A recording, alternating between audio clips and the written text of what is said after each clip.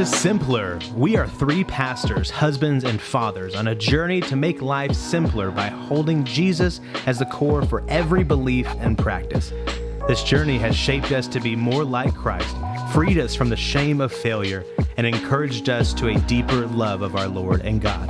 We invite you to join us in the discussions that have shaped and continue to shape our lives. Day after your birthday. Happy birthday. Happy birthday. Thanks, man. I just want you guys to know that I went to the store. I have this allergy to colognes, almost all of them, but I went to the store. And Except for the Essence of Steven. I was going to say they had this new cologne scent called the Essence of Steven. I wasn't allergic to it at all. It didn't smell good, but I wasn't allergic to it. It's all organic. Yeah, it's all natural. It's all natural. Don't shower for about a week. On a side note, I've heard more people lately say, I think marijuana should be legal because it's not wrong to like take in something that's natural of the earth. And I'm always like, but there's so many natural things on the earth that would kill you. Yes. Yeah. So let's all roll around on poison ivy. Like it just doesn't, doesn't make a lot of sense. Which is why, like Miller told us, they, make Delta 8. Yeah. So it's not actually of the earth. I've heard a interesting take politically, not like from a Christian perspective, Christian worldview at all, but an interesting take lately on both psychedelics and marijuana as a case that they shouldn't be illegal. And it's interesting that most of the people who make a case that I've heard for psychedelics are actually intellectuals. I heard somebody on CNBC the other day that say, weren't psychedelics the first metaverse? Why are we trying to create a new metaverse? Like, can't you already go into another world? That's really funny. That's really funny. And I think I just think it's an interesting conversation. I think there's been so long where we have like just had the conversation from one filtered perspective. Yeah. Like now I feel like it's almost like when like the left media now says, well, the science is changing, so we should unmask. Like knowing that they're only saying that because they're losing in the polls. But like, I feel like it's kind of like that. Like when all the things we heard about doing different drugs growing up was all from the filter of like one perspective. And I'm obviously not for doing drugs. I just don't like being sold a lie because it's political. Yeah. Right. You know what I mean? So like, if it really is true, I want to know about it. But like some of the things that they said, like in what was it called, Dare growing up, they've actually shown that some of that stuff is not actually true. Yeah. It was just part of a political push that someone had in the war against drugs. That was their way to like the like starting of something like Dare was like the part of the political campaign they were doing. So, and I'm sure there's a lot of it was true. I mean, sure, it's not healthy to do any of that stuff, period. And it's like frying an egg. Exactly. That's what they've shown is to be like different. Like that one I think was one of the ones they've shown not to be true. Yeah. But I don't know. Well, what's funny about it is that it's kind of a little bit the way that we talk about sex as well, is that like there's this idea of you're taught your whole life condemning something, and then you get introduced to a level of teaching or something that is saying, hey, that's okay in this one circumstance. So for instance, marijuana, like there are instances where there's miracle, that miracle medicine. That's right. Create some miracles. Medical marijuana, where like it's condemned your entire life. And then what happens? They prescribe it. Yeah. What happens if you have to take it? So then you're every day waking up thinking like I don't know how you take medical. Do you smoke medical? I think a lot of them do. Oh, okay. So you're rolling a joint or whatever, and you're like, you're doing it for your own health. You're prescribed this, and you're thinking like, I'm the worst human being ever because you went to those after school programs your whole life, and then it's been condemned and shoved in your face that only terrible people do these things. And now you're prescribed it by your doctor, and you're doing it for the betterment of your health. And maybe the flip side of that is like how cigarettes were just a normal part of culture for so long, and then they found out they're pretty terrible for you. Absolutely. You know what I mean? So like it's I think it works both ways. Yeah, for sure. Where I mean, this is what we've been talking about a lot just in conversations with us. Like we wish more people would just stop and think for themselves rather than just like take whatever narrative someone sells them and run with it. My favorite part of Dare was when they brought the dog to school. I loved seeing that drug dog so much, because they would sniff all of our backpacks, and I was like, I wonder if somebody has drugs in their backpack. Like, they never found drugs, but part of me looking back thinks like, But that would have been terrible if they found drugs so my like in one of brother- the third graders' backpacks. Oh my like gosh. just been the worst. My brother used to be in Border Patrol. He's nice now, but he said in Border Patrol there were times when the drug dogs would sniff out a car and like find something, and they would dig through the car and not find anything, but they had kitty litter in the car, and so for whatever reason, something it was similar for the dogs. So kitty litter covers some of those scents too. So maybe that's what it is. Yeah. So I was telling the boys about that one day and snort it. And so Aiden was like, I'm gonna start putting kitty litter in a Ziploc bag in my bag to see if the drug dogs will come That's sniff it funny. out. I can see Aiden saying that. That's totally Aiden. They were also, this is also my son who, when it was like crazy cold last month at school, they were standing on the sidewalk waiting to get picked up after school. Him and his friends apparently were standing in a line, like 4 or 5 of them. And it was so cold, like your breath looks like vapor. And so they were holding their hand up to their mouth, like with a fist and like holding to their mouth. And then they pull it down and blow. And it looked like they were vaping. So this teacher comes running over, screaming at them to give her their vapes. Oh, that's He funny. said one of his friends did it, pulled his hand down and blew, and then opened his hand up to show there was nothing in it. She said she got pissed. Because she got embarrassed. She got humiliated. Yeah. Yeah. Typical pastor kids. That's actually Wow. Actually, to be fair, that's typical Micah's kid. That's true. Not part of your system. Your all status quo. all I know is Hot that if, dog, man. if marijuana becomes legal, the Garden Audio is going to be rebranded, and we're going to have to move the building. It can't be the garden anymore. The fields will be plentiful. That's funny. Yeah, I think It'll be the garden still, but you'll have to say it like It's a the different- garden. Garden. Welcome to the garden. Oh gosh. That's funny. Well, hey, let's go to the PCC, everybody. Hey, it's so good to have you here. Welcome. Make yourselves comfortable. Thank Colin you, Colin. I Feldhouse. feel like taking a picture. Being in the corner. It's a matchless photography. Oh, that's right, Yeah. man. Yeah, good shout out. Thank you, Matchless, for these great I Dr. feel Peppers. like matchless photography, pro bono, should do a photography shoot with Dr. Pepper Yes. cans just for simpler. There you go. Absolutely. We need it. Hey, Matchless, what do you think about that? Let us know. Colin. So today in the PCC, Not call in. call in. Colin. We're waiting. Oh, look, I'm getting a call right That's now. right. Waiting for you, Colin. Because we record this live. Right. Today on the PCC, We do record it live. we do record it live. It doesn't air live. True. Record it dead. I was trying to, never mind. So this has an awkward story connected to it. But my question for you guys and my overarching PCC is, should books like movies and TV shows and those types of things have ratings attached to it?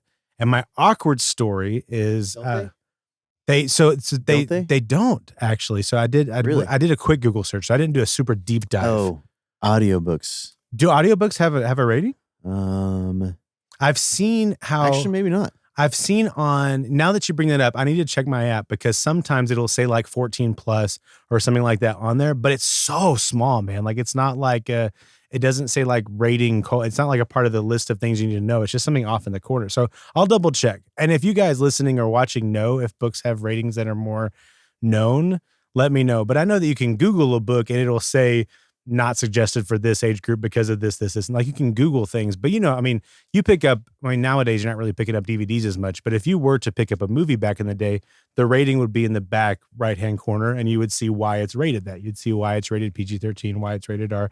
Same things with music. If it has games, those kind of things. If you see any sort of rating, you see why on That's the cover somewhere on there, Books but aren't. books aren't on there. And the reason why I bring it up, and I don't know if I'm an advocate necessarily one way or the other, I think books have more of a stigma attached to it, probably with those types of things because they've been censored more often than not, or more often than the other forms of entertainment in the past. And so people are probably not as apt to rate them because they think, well, we're being censored. I think it's just like the public know what is in it. So case in point, for me, mainly for me, I would have read this book regardless.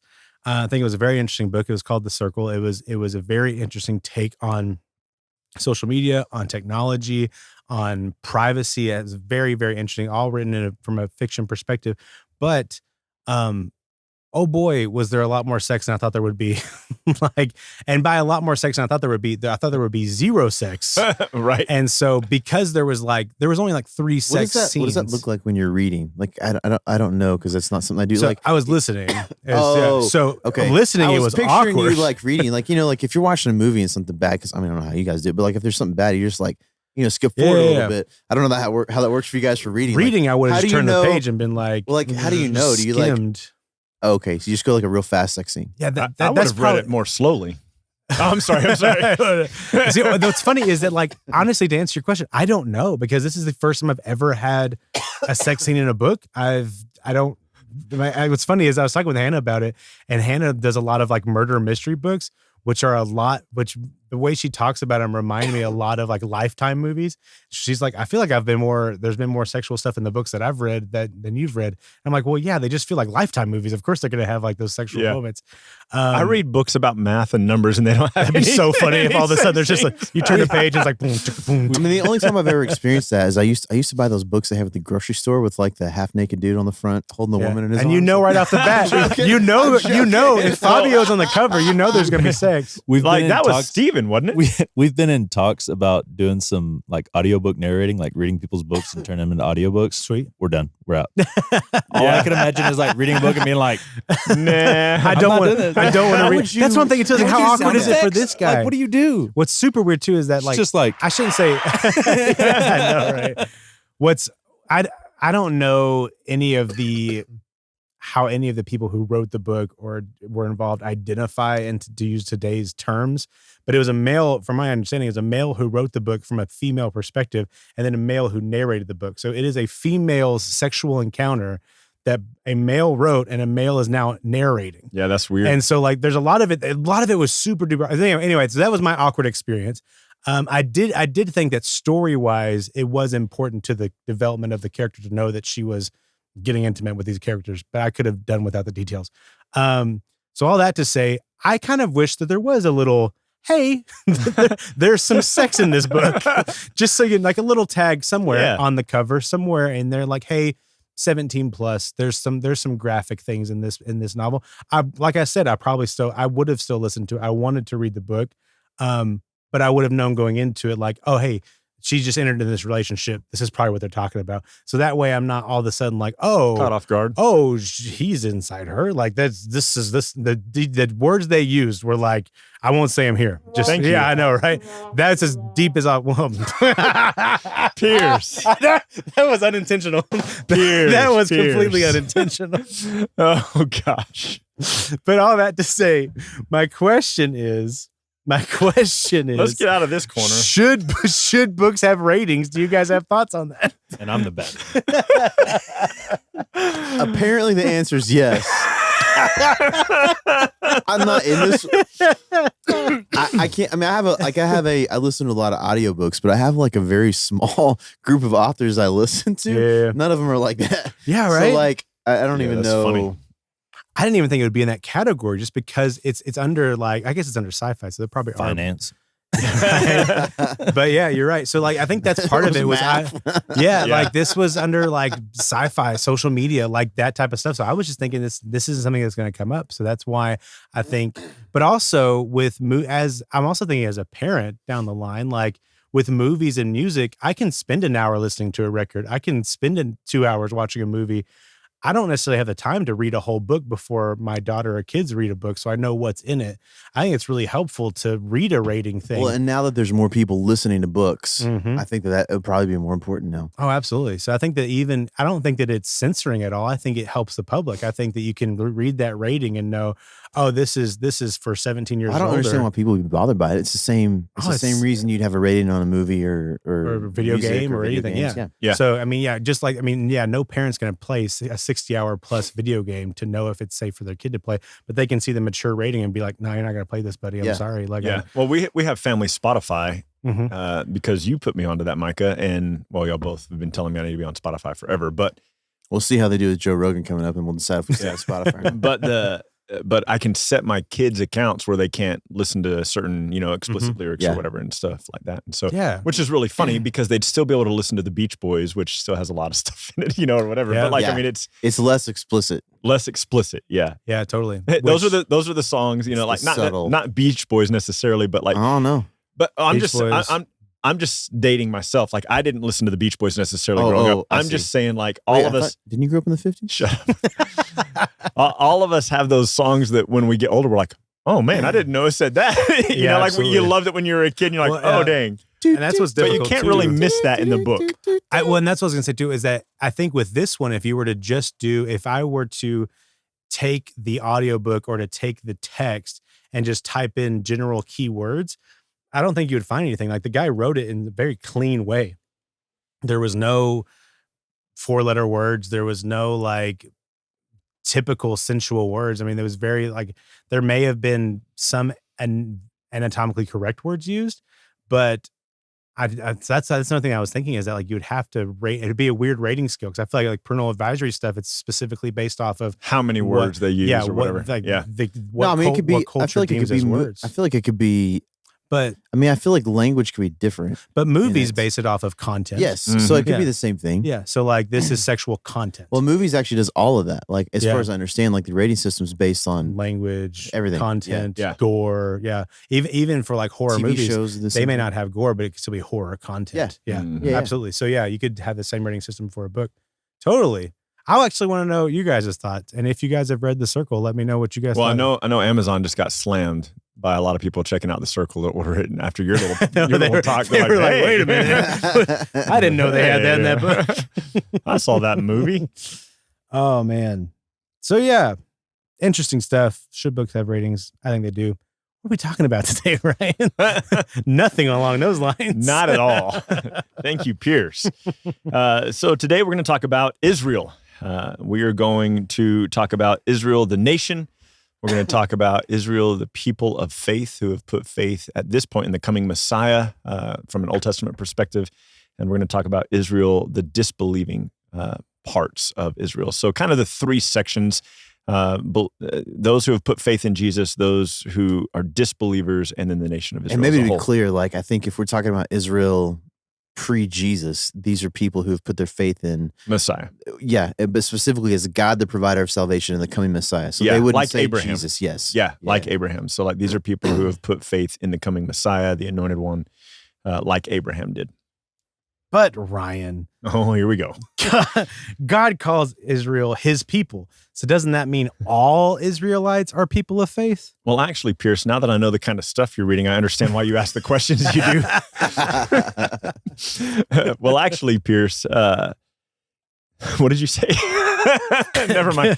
No, we do that. This could even go back to something we talked about a couple of weeks back. I don't know when, sometime this month, but allegorizing the text, this idea that, well, Israel's called the people of God, so therefore they're all saved. And it's a picture of Christianity or whatever. And and what we have to understand is that Israel as a nation exists, right? There is the nation of Israel that exists.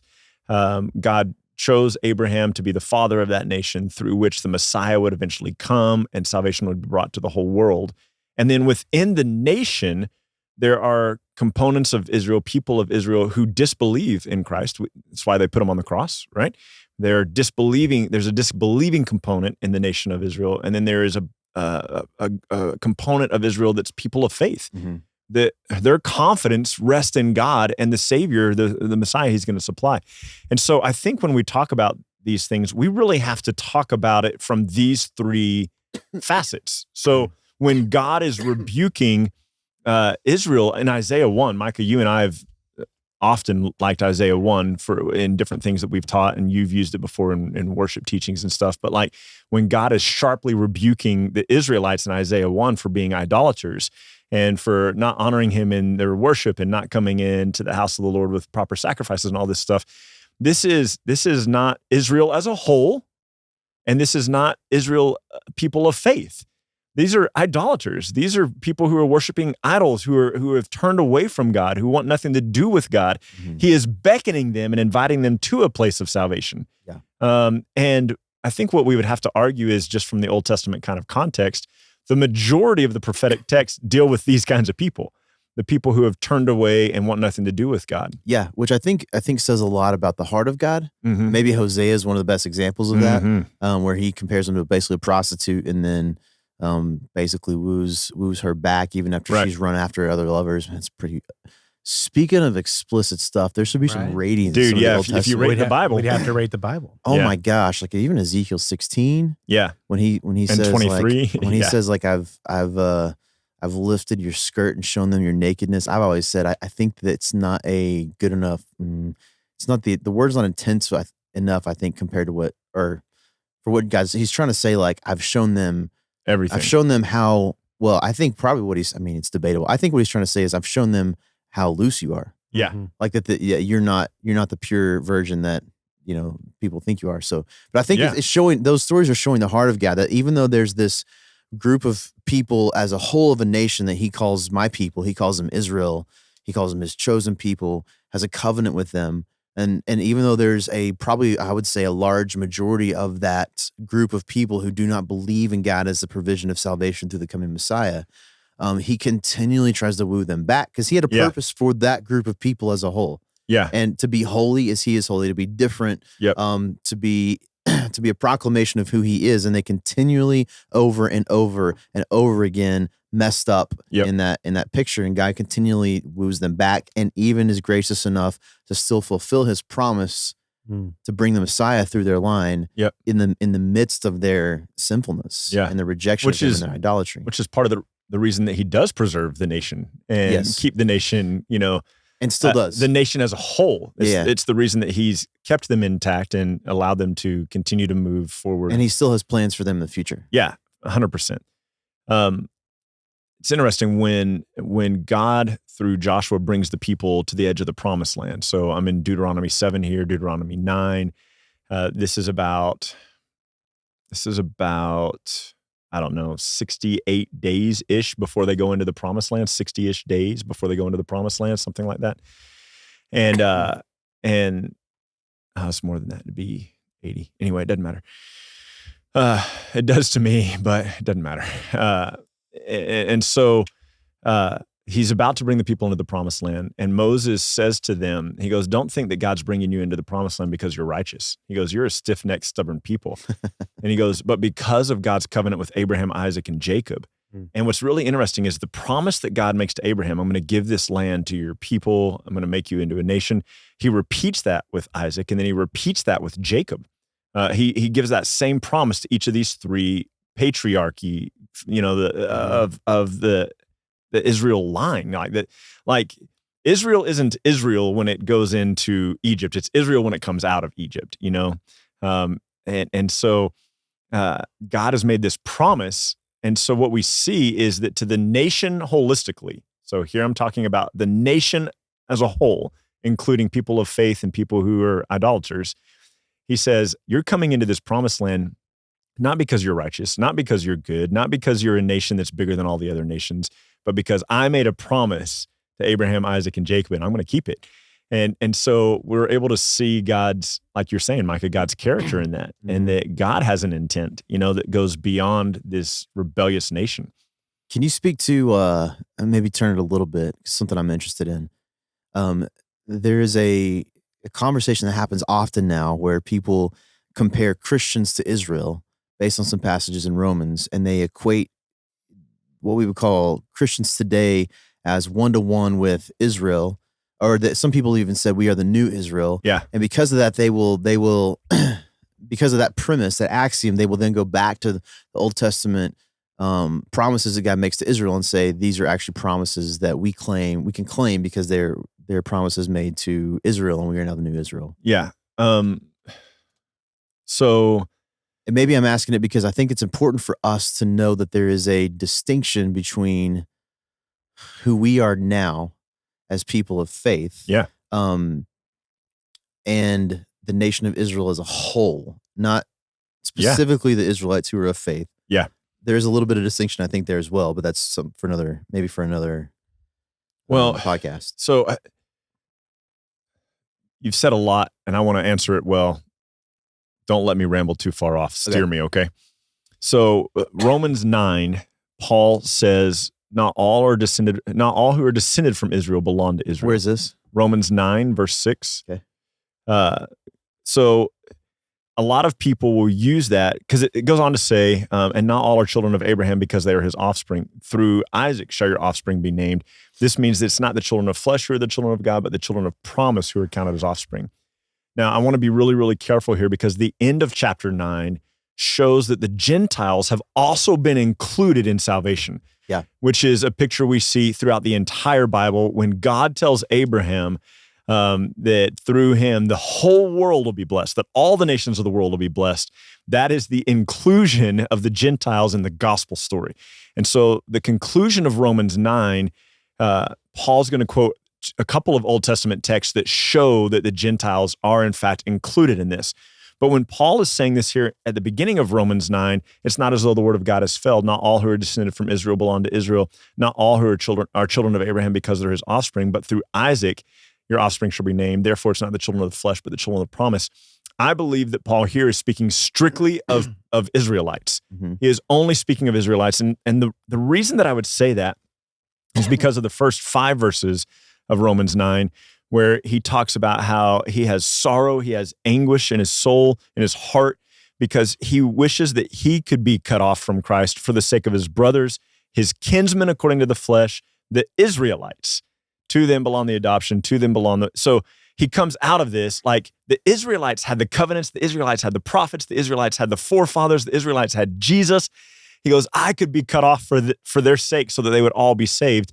And he goes, but it's not as though God's word has failed. God's promise has failed. The promise to Abraham, the promise to Isaac, God's promise didn't fail because not all who number themselves among Israelites and not all who trace their lineage back to Abraham are actually people of faith. And so that's the distinction he makes, right? And so what some people do, Michael, what you were referring to is that what some people do is they say, see, we're people of faith, ergo we're Israel. Mm-hmm. But that's not the point that Paul's making. Paul is making a specific point about Israel holistically. Yep. And there is the holistic nation of Israel.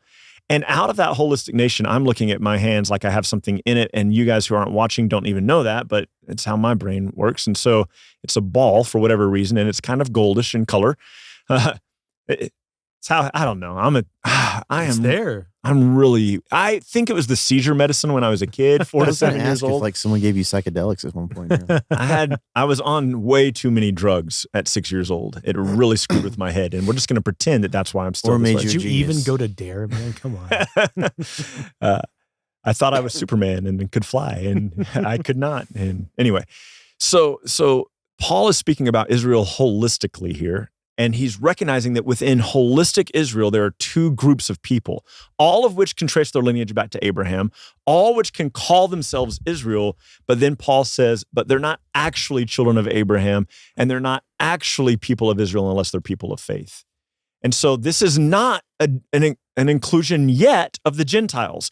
That's going to come at the very end of Romans 9 when he says, and the Gentiles also. So his get point, this. let me just clarify. Yeah, please. Saying, just so everybody can understand. What he's basically saying is there is the promise that was made to Abraham, Isaac, and Jacob is that God would, bring the Messiah through them, but that they would also be his people. Yes. It was a covenant. And the covenant was holistically with the nation of Israel, but Paul's point here is that not everybody who just has the biological descendants of the nation of Israel, of Abraham, Isaac, and Jacob, are actually the Israel that God made the promise to. Right. It's to the people who were people of faith. Right. Maybe we could say, like in the Old Testament, potentially what God calls the remnants. Yes. And I think I'll jump a little bit. I think this is who Paul refers to later. Is it this chapter or the next chapter where he actually calls them the elect? Yeah. Is that 10? I don't know. It's in 9 or 10. I bet it is 9. I'm looking. Sorry. Yeah, you're fine. But I think, let me find it. I mean, he talks about it in verse 10 a little bit, in order that God's purpose of election might continue not because of works, but because of him who calls. It. But there is also there's another verse I'm thinking of. And I think it might be actually chapter 10 now that I think about it. But that was one of them. anyways, but I think there's the idea is, and I know this is going to be like a hot topic, and we'll actually do an episode on this coming up, but I would say that at least this instance, and probably most of the instances in the New Testament, when the word elect is used, it seems to be referring to the specific group of Israelites who have put faith in God.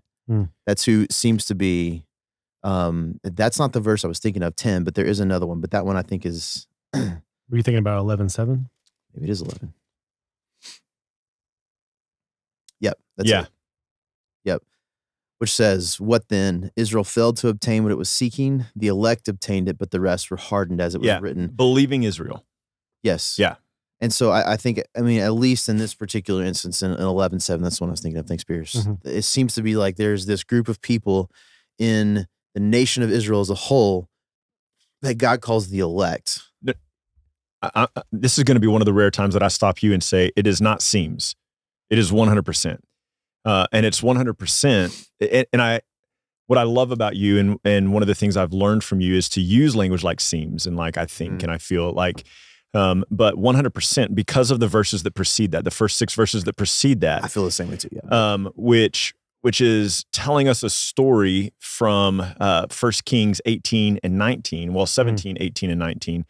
And it's you have Elijah who is facing off with these false prophets and priests of Baal. And he is in the northern kingdom of Israel. And all of Israel, right, this northern kingdom has turned its back on God. And Elijah is like, is there anyone like who still bows the knee to God? Is there anyone? And at this point, so Elijah, he faces off with these false prophets. He runs away. He goes to the mountain of God in 1 Kings 19. He's there on the mountain of God. He's like, just kill me. Like, I'm just done with all this. And God tells him there are 7,000 people in all of Israel who have not bowed the knee to Baal. They only serve me. And you go, oh, great, 7,000 people. I want to put this in perspective for you. At this point, the army of Israel was nearly 700,000. Just the army. Just the army, which means way less than 1% of the population. Yeah. Way less. And then he goes, at the same time, right? So let me see. Let me find it. I have kept for myself 7,000 men who have not bowed the knee to Israel. Look at verse 5. So too, at the present time, this is Romans 11. There is a remnant chosen by grace, right? What then? Israel failed to obtain what it was seeking, but the elect, this remnant chosen by grace, they've obtained it. Yep. And so the context immediately and also historically is Israel. And to insert all of Christendom into that is stepping outside the context of the scripture. Yeah, agreed. So I appreciate your delicate nature with seams. I'm going to go 100%. I'm with you on this one. I think the conversation for other people is going to lie in, well, I think a lot of people would disagree with us on this, but not disagree with us on this based on the context. They would disagree with us on this based on a theology that becomes the filter for this context. Right. I don't have any problem saying it that way. They would have to show us from the text how this elect includes all believers and not a direct reference. Usually to what people do is they hear the word elect and they apply it across the board. And I think it's important to remember that there's a possibility it's used in different contexts in different ways. Again, I don't want to jump into that episode that we're going to do next month, but no. I am totally with you on this. It seems very obvious that the elect mentioned in Romans 11:7 is speaking of what we call the remnant in Israel, that these are actually Israelites who God's calling elect. Yes. And so here, I think the point is, like, there's an understanding Israel as a whole. Like, when you're reading the Old Testament, specifically the prophets, you've got to remember that God has a purpose for the nation of Israel as a whole, right? And that at least the majority of Israel is not fulfilling that purpose because they haven't put faith in God as a provider of salvation through the coming Messiah, right? But there is this group of people who have, right? That God, throughout the narrative of Israel, He, by His grace, in verse, what does He say that in verse 5, verse 6, by His grace, has kept from bowing their knee to other gods, has kept as people who have put their faith in Him. And I think that the important thing to remember is that's not, and here's why I asked it. I hear a lot of people say, well, like Jeremiah 29:11 oh gosh, is God's promise to Israel, so we claim it as a promise to us. Well, they use 2 Corinthians 1:20.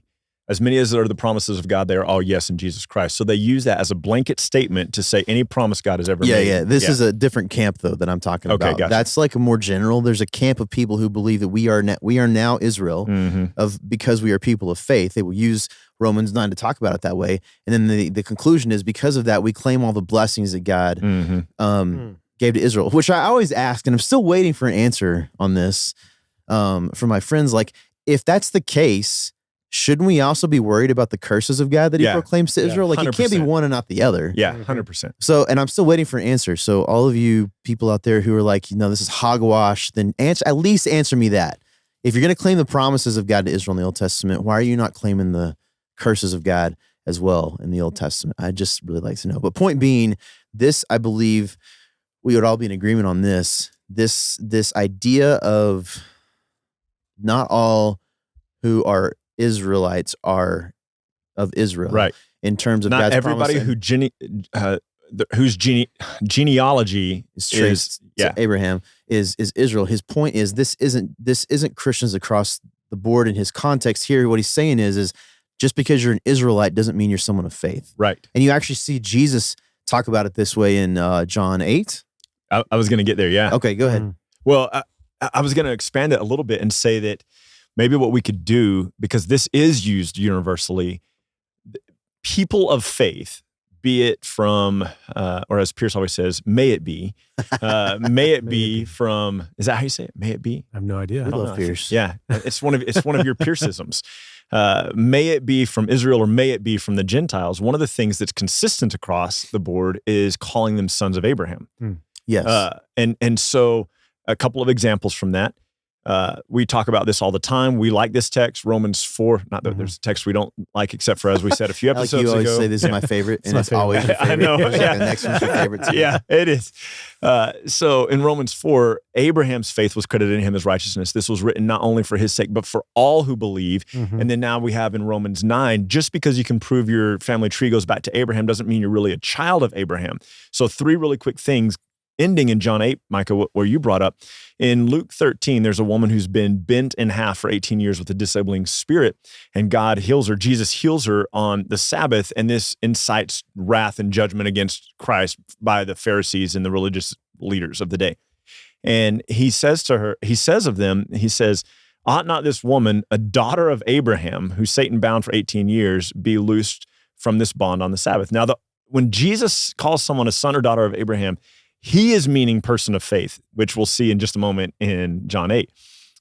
In Luke 19, he talks about Lazarus. He comes to Lazarus's house and he says, salvation has come to this guy's house, for he also is a son of Abraham. And so it speaks of the faith that Lazarus presumably put in Jesus that very moment. And now he's called a son of Abraham because of the faith he put in Christ. The woman, it seems like she was a daughter of Abraham. And so that's why this should have been done for her, right?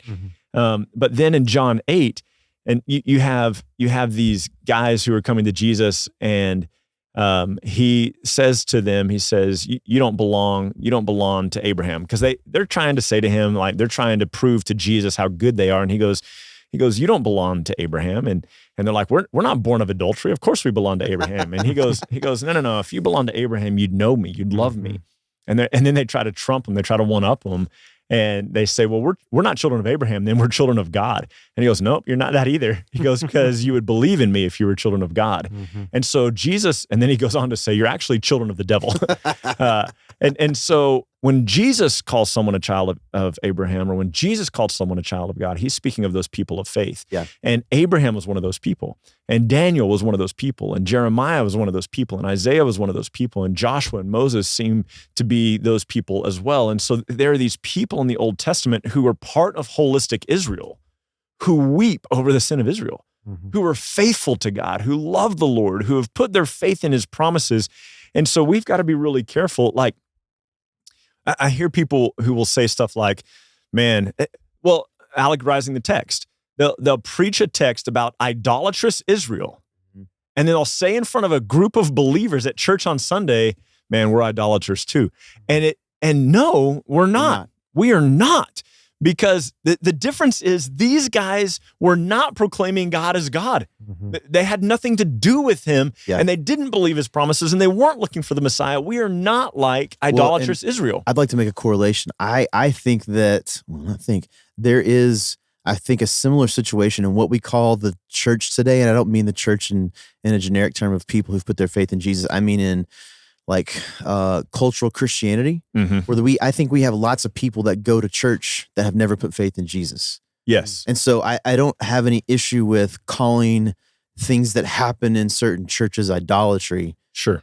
In that same correlation or context. I will continue to call it idolatry, to call it at least teetering on idolatry for churches who worship the United States of America on July 4th Sunday. Yes. It is I mean, this is a little different conversation because I think there's Christians. I'm not calling these Christians like idolatrous people. I think that you are participating in the worship of something other than God. Yeah. Call that what you will. But I think it's a sobering reminder though for us today, like just because someone goes to church doesn't mean that they are a Christian. It's almost the same conversation that he's having here. Just because you're a descendant of like genealogical Israel doesn't mean you're actually the people of promise, the people of faith. Just because you go to church and have gone to church your entire life doesn't make you a Christian. It doesn't make you a person of faith. It doesn't make you someone who can be called a child of God. Right. Yeah. Like I had said this, I don't know, a month or so ago in my sermon, that sometimes when you ask people like, what's the relationship with Jesus or do they know Christ? They'll say stuff like, well, I go to church. Yeah. I've been in church my whole life, or my dad was a preacher. Yeah. And you're like, man, that is not the answer. Well, and I think that's part of the danger of not teaching the Bible from the Bible. Yeah. Is that we give people a false sense of where their hope is. I think if they just can have a better life that here and now, that's good. And what we need to give people literally is Jesus. Like that's what, when Jesus came, he was offering himself as the Messiah to people. I think John 4 maybe was one of the most beautiful pictures of this. Is that the woman at the well? Yeah. John 4, where she's asking him, she starts, when he reveals himself to her as the Messiah, he was like, if you actually took a drink of me, I'd give you life living forever. Waters, And she starts to ask him a question of religion. Like, well, you guys say it's better to worship in Jerusalem, but we say it's better to worship here in Samaria, which is better. And instead of him getting into a debate about religion with her, he actually answers her question by continuing to reveal himself as the Messiah. And I think too often we get sidetracked with conversations that, debates even that don't have anything to do with Jesus. Like we're going to argue about the word elect, for example. Yeah. But we're not going to actually talk about Jesus. Yeah. And I think that's where you see a lot of modern day Christianity conversations happening, is people are so worried about their camp that they forget that the goal is Jesus. So if you believe, listen, there are going to be some people who completely disagree with our perspective on what this word elect, how this word elect is being used in at least Romans. Yeah. Just wait until we talk about it next month. Yeah. Point being, like, if that's the case, let's continue to have a conversation about it, but let's at least agree that the goal is still Jesus. Right. If we disagree on this word, the goal is still to proclaim the gospel to people who need to know Jesus, who I did it again, who need to who need to hear the redeeming grace of life that can happen through faith in Jesus Christ. And that's what Jesus came to do. That's what the prophets were. God was sending the prophets to Israel to try to do, is remind them of who he is. Yeah. That's the narrative, is God saying to a world that has completely rejected him, I want to give you life. Yeah. In the midst of your sinfulness. You're not capable of doing it on your own. I provided a way out. I just want you to know me. Yeah. Yeah. Well, I think we forget too that like God's purpose for Israel was to culminate in the gospel, was to culminate in salvation. Yeah. It's part of the story. And not, God's purpose for Israel wasn't like he could have picked any nation. He could have picked anybody and made anybody a nation, and he picked Abraham and he made him into a nation. Like God's allegiance isn't to Israel because they're Israel. Yeah. God's allegiance to Israel is because he has promised that through Israel, salvation will come to the world. Right. Mm-hmm. And so they're doing everything they can to derail his intent and his purpose. And he is graciously keeping it moving forward and keeping his prophets and his prophetesses and his people who are people of faith. Yeah. He is they're this line of people that we trace everything back through, and we go, man, these are the people that brought, everything to the New Testament, brought the gospel forward, because these are the people who like continued to proclaim this goodness and this, like Simeon and Anna in Luke, when Jesus is presented at the temple at 8 days old. These are people who got it right away. Yeah. He had been waiting. Yeah. He had been waiting. Yeah. And he got it. Yeah. And Jesus's own disciples 33 years later, when Jesus died, they're like, well, we thought he was the guy, but I guess not. Like Simeon sees 8-day-old Jesus and goes, dude, I get it. Like, this is the guy, he is destined for the rise and fall of many in Israel. Like, he's like, oh man, it's so good. And Anna holds him and proclaims a blessing. And it's just what we have. Like, I think what we need to understand is that the nation of Israel holistically, like every significant thing that God has ever done has happened in that 120-mile long piece of land. You know what I mean? Like, which is still people fighting over it. Yeah. And when Christ returns and sets up his kingdom, and is the temple from Ezekiel, 47 that we talked about a little bit before in one of the other podcasts, like when that comes to happen, that's going to happen there. Yeah. Where the 2 witnesses will be in Jerusalem. Like the abomination of desolation will be overthrown in Jerusalem. Yeah. Like the temple of God will be rebuilt in Jerusalem. And it's going to happen there. God is bringing this story to a head. And what's really interesting is people use it wrong all the time because, like we said before, they allegorize the text. But in Romans 11:29, it says the gifts and calling of God are irrevocable. And out of context, people use that to talk about, like, for example, I'm an artist, and people say, look, God made you an artist. And I took 15 years off after college, and people would use this kind of thing for me and say, God's calling on you is irrevocable. You gotta be an artist. I had somebody ask me recently, like, were you made to be a preacher? Like, did you have to be a preacher? Like, they're like, you had to have been like that. You had to have been. I was like, I don't think so. I don't think I had to be a preacher. Like, I love Jesus. I love the word. I could love Jesus and love the word and, trade crypto all the time. Right. But like, I am a preacher and I'm passionate about that. You don't think you're like one of the Ephesians 4? Like, what do you mean? I mean, I feel like Ephesians 4 specifically sets out a group of people that God has, like, to use whatever term you want to use, like called, set apart for the sake. He calls them a gift to the church. Yeah. I think I am now. I don't know that I would say of myself like Paul, like the Bible says about Paul, that he was set apart to preach the gospel from the womb. You know what I mean? I don't know, like maybe, but my point being, like, there's a lot you can do and honor Jesus. Yeah. You're trying to say, like, for most people, like, don't wait to be till you're a preacher to start. Yeah. To start living. So, but people would say stuff like this, the gifts and calling of God are irrevocable. And they'd say that to me about maybe my gift of preaching or writing or whatever. Like, God's called you to do this. You got to do it. It's a nice sentiment. I appreciate the sentiment. It's not what it means. Here it's talking about Israel as a nation who's been hardened so that the Gentiles could be brought in. And Israel has been hardened. If you want more information on this, I just preached this last month. It's on our church's podcast. I've been going through Romans. I finished up Romans a week or so ago. And so, like, you can go and listen to this sermon on Romans 11. But the gifts and calling of God are irrevocable. Israel's been hardened for a little while, in verse 25, until the full number of Gentiles will be brought in. And then he's saying, but the gifts and calling of God are irrevocable, meaning what God has declared for the nation of Israel, what God has promised for Israel holistically, he's still going to do. Like, he's going to waken them up. Like the 144,000, and I feel like there's 2 groups of 144,000 in Revelation. It might be 2 different things about the same group. Either way, this is Israel being awakened back to the truth of who Christ is, and which is amazing that he's still being gracious, because he's still using them for his purpose in spite of their rejection of him. Constant rejection of him, and will to the end. Like we mentioned this, I don't remember how many episodes ago, but we really think that the description of the temple in the end of Ezekiel, towards the end of Ezekiel, is not the temple, the current temple then, but it is a temple that will be built later, that God is going to interact with seemingly the nation of Israel. Actually, other nations seem to be coming as well in that text, but we think that falls into the 1,000-year reign. But that God still is using Israel Yep. as the holistic Israel. Yep. But at that point, seemingly God has brought the whole nation of Israel, probably that exists at the time, to a place where now they are part of what we would call, they're not, well, it's even hard to say remnant because it's a whole different group. Yeah. You know what I mean? They're people of faith at that point Yeah. who put their faith in God. Yeah. He brings the nation of Israel back. So God is constantly showing his faithfulness to Israel in spite of their rejection of him. Yeah. I think what we have to be careful to do, or careful not to do, is lump people of faith in Israel in with the idolatrous Israel, in with the nation of Israel.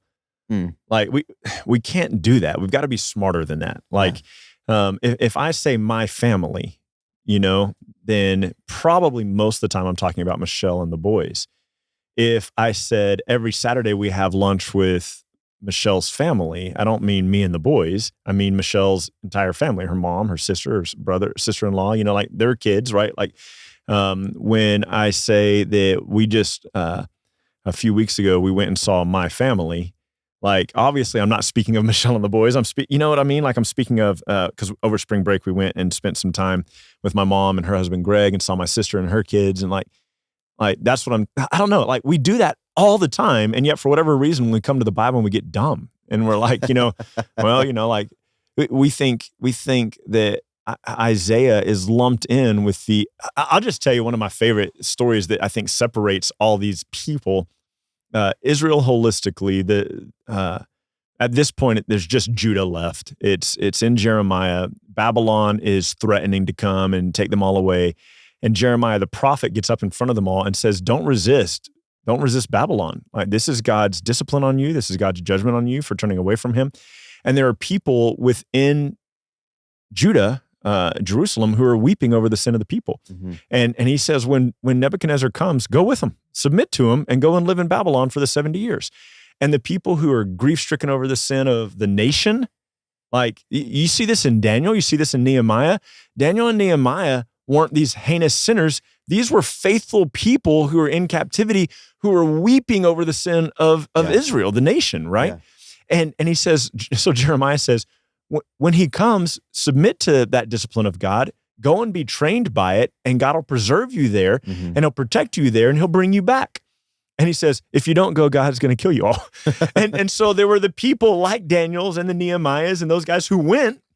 And then there was a whole group of people who stayed behind. They're like, no, we're God's people. We're going to stay behind. And God goes, all right, well, I send Nebuchadnezzar to kill you all. Like, you know what I mean? Like, it's just their ego. Like, we see a group of people through the prophets who are still submitting themselves to God. Yeah. Daniel was a young man when he got taken into captivity. He was older teenager or young 20s probably, but he's taken into captivity as a young man.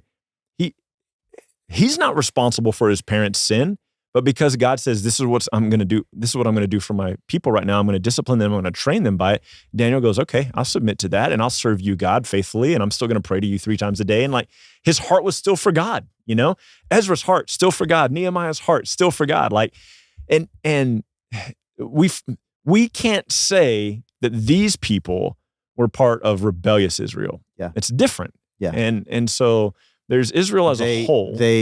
Because they were part of the nation of Israel as a whole, they still suffered the consequences of the punishment or discipline of God in those. So like, but they actually did it. They actually submitted themselves to it. Yeah. So even though there is that distinction, I think there's the overlap is that they were all still part of what we call the nation or the people of Israel. Yeah. As a whole, as a people group, as a nation, as a race. Right.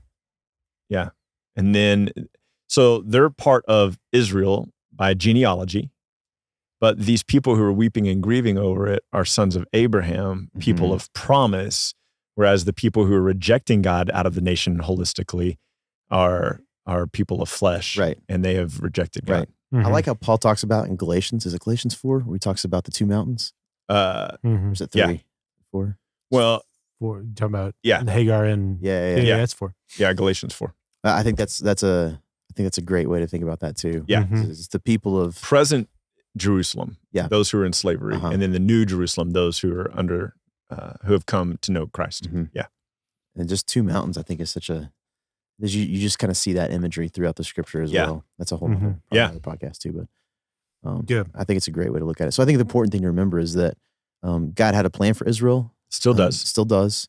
And that you can't lump everybody together. You got to remember that there is this distinguishing group of people in the narrative of Israel who are what Paul calls the remnant, or what he seems to call the elect, that God preserved by his grace, who are people of faith, children of Abraham by that faith, who God preserved to fulfill his purpose. And now we are people of faith, but it's not equated to Israel in the sense of, or we would say we would have a hard time saying that because we are people of faith now, called children of Abraham, that we claim all the promises that God made to Israel in the Old Testament. Israel, the nation. Yes. Yeah, absolutely. Yeah. Yeah. And while on paper, it may seem that we have complicated things by taking the term Israel and adding categories to it. That's true. We've actually simplified it for you because in essence, there's so much confusion, and there can potentially be confusion by applying a thought about Israel wrongly. Whenever Israel gets brought up, and so it's to use the terminology that you've used a lot in the past in our conversations, Ryan. I think you used it a few episodes ago. It gets to the point where you have to use gymnastics when trying to connect certain passages together. And so, even though what we've done is we've broken down what was the three categories, to use the same language. There's the people of faith. There's Israel as a nation. There's the Israelites of the people of faith, and there's the disbelieving Israel. Right.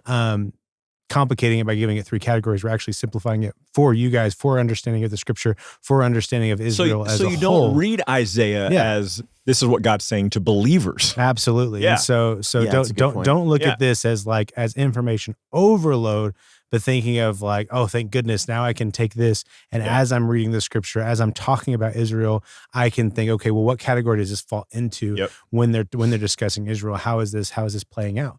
If they're talking about sons of Abraham, if they're talking about Israel as a nation, if they're talking about the people of faith. And so you can kind of fit into those categories and therefore understand the context way more easily than just bringing in the entirety of the nation or the entirety of the history into every single text where Israel's brought up. It's way more simpler. Yeah. Like one last thing, Ezekiel 9. This is a real clear picture of that. God is talking about Israel. The Spirit of God has just left Jerusalem. The people are going into captivity. And in Ezekiel 9, God says he has 6 warriors, each with weapons of destruction, and one guy with a linen writing case and a piece of chalk. And he says to the guy with the linen writing case, go throughout all of Jerusalem and find everybody who's grief-stricken over the sin, everybody who's broken, everybody whose heart's still turned to me, and put a mark on them. The guy comes back and says, I did it. And then Jesus, or angel of the Lord, probably Jesus, angel of the Lord says, okay, now go through, he says to the 6 warriors, now go kill everybody who doesn't have the mark. These are people of the nation of Israel holistically divided into 2 categories, those who are sons of Abraham and those who are disbelieving. And so please be careful how you read the Old Testament and don't go, oh, he's talking to Israel, therefore he's talking to believers. Like that's a dangerous, dangerous approach to your reading, because it's going to make you land in a lot of really wrong places, which is what you're saying, Pierce. That's how we're making it simpler. Absolutely. Yeah. Yeah. Sweet. Yeah. Speaking of danger, Steven's over there. Hey. We are at the Garden Audio as always. Go follow at the Garden Audio on Instagram. Go tell Steven what a brilliant job he did with this episode. Man, it sounds amazing. You hear that? Wow, I'm so crisp. I sound so good. That's all because of Steven. That's right. Oh, you can hear that solid beat thrown by Micah. What did we say it was? It was jazzy a few episodes ago? Yeah, that's right. It was. But it's apparently my one weakness now in speaking. So yeah, go check him out. While you're over there on social media, give at Simpler Pod a follow on Instagram and Facebook. While you're over there, or if you're in the show notes, you will see the link to the Simpler Conference. That's right. This year we got the first ever Simpler Conference, May 13th and 14th, limited to 100 spots, and each spot's only $10. So you're going to want to get registered. If there's any spots left, go get registered right now. If there's no spots left, then I'm so sorry. But while you're at social media, give us a follow. That's where you'll see clips. That's where you'll see updates. You'll be able to follow along. And if you follow along there, if you're subscribed everywhere, that means you won't miss out next year, because this is something you're going to want to be a part of. The Simpler Conference. Get your spot, get reserved. You're going to want to get here to be a part of it. It's in San Angelo, Texas at the 456 Church. And that way, if you are from afar, you can travel here, come be a part of it that weekend. It's going to be a great time. We're having 6 sessions, diving in, getting simpler. There's going to be a Simpler Live where you're going to be able to be a part of the episode. Steven's going to be there. It's going to be a good time, man. And his essence. Yeah. So come to the Simpler Conference. It's going to be a good time. Be sure to get registered online. Find the link in the show notes. Find the link on social media. And as always, keep Christ as core. What could be simpler than that? We will catch you guys next week. Peace. Bye. Adios. Can't stop it for 9 seconds.